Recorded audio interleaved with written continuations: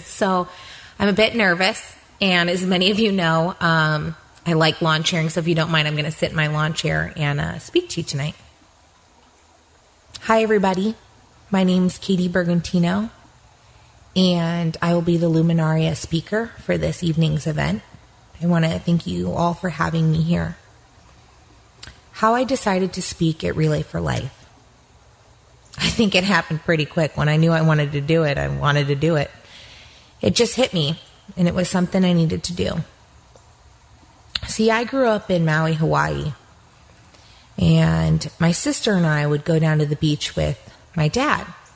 And we were little, so we'd walk from our house, and we'd go and play lifeguard or Baywatch. We were big fans. And, me and Amanda would be the lifeguards, and we'd be on the beach, and we'd be, looking out into the ocean and see if anybody needed our assistance. And, of course, there my dad would be out, flailing out, drowning in the water. So naturally, we had to run out there and get him. Be like, Amanda, we gotta get in there.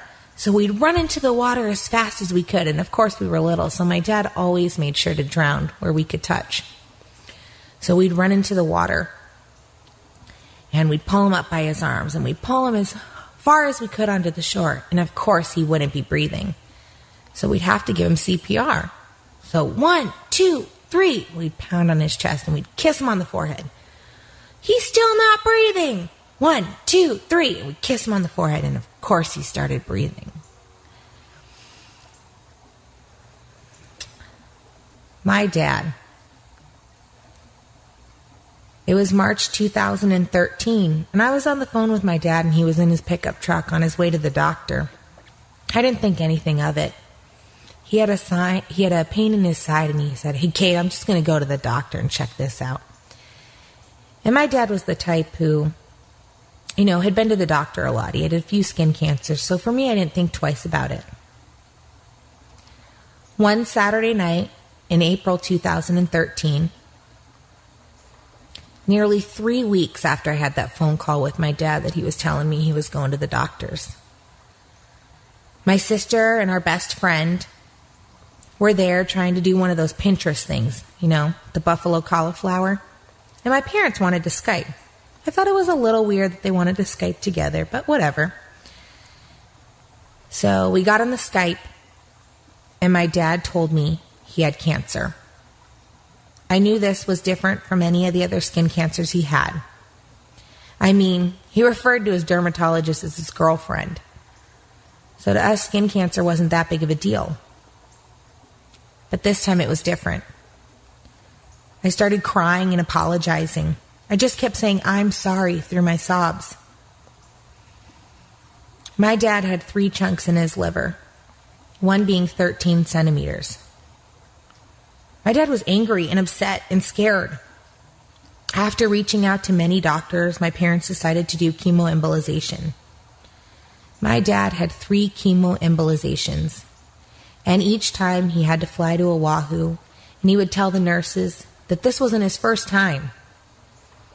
They were shocked every time he told them that this was going to be his 3rd, 4th, 5th, or 6th time. Through my dad's treatment, my mom worked full-time and made every appointment and procedure with her yellow notepad in hand, taking all the notes and asking all the questions. She did everything for him. She made sure that he still did stuff and that he got out of the house. They would go fishing with my cousins and go see the sunset and family dinners. But when my dad would give her the look that said, "I need to go," she'd pack up and they'd go home. She gave him that. And I think he tried to humor her and go along with all the activities, because I think he knew that it helped her too. I would remember he would call me and tell me, "Kate, I think your mom's trying to kill me. She has me going out to all these things and all these activities." In May of 2014, my dad said, "I have to see my family." And one of the nurses says, "If you feel up to it, go. Go see your family." My parents arrived in Oregon shortly after, so we could all be together. They wanted to go on to New York and Florida to see family and friends. However, while my dad was here, he became very sick. And during his first trip to the ER, it was identified that his cancer spread more in his liver and moved to his lungs. At that point, the doctors gave him 3 to 6 months. During that time, I was the logistics chair for this relay. He was released from the hospital on the Friday before relay. My dad was always so proud of everything my sister and I did, and I wanted him to see all my hard work. He really wasn't feeling that well, and he didn't come to a lot, but he came to the Luminaria ceremony. We sat in these stands together as a family, surrounded by our extended family, listening to someone else's story a year ago. He walked one lap in silence of remembrance, and then we took him home. I'm so happy he made it to relay. A lot of people talk about the last good day. My dad's last good day was a Sunday, and we went to a family friend barbecue,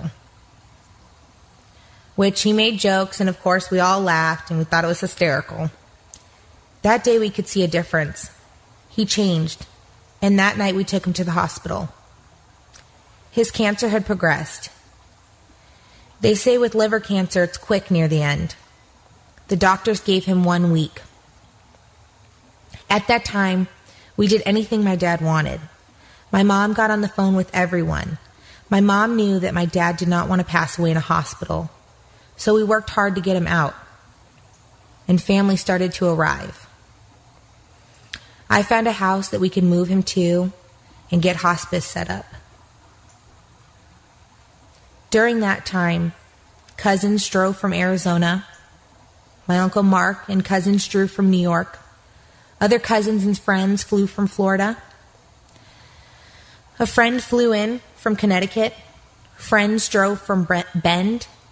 And my Uncle Jimmy flew from Hawaii. My mom's best friend drove up from Laguna.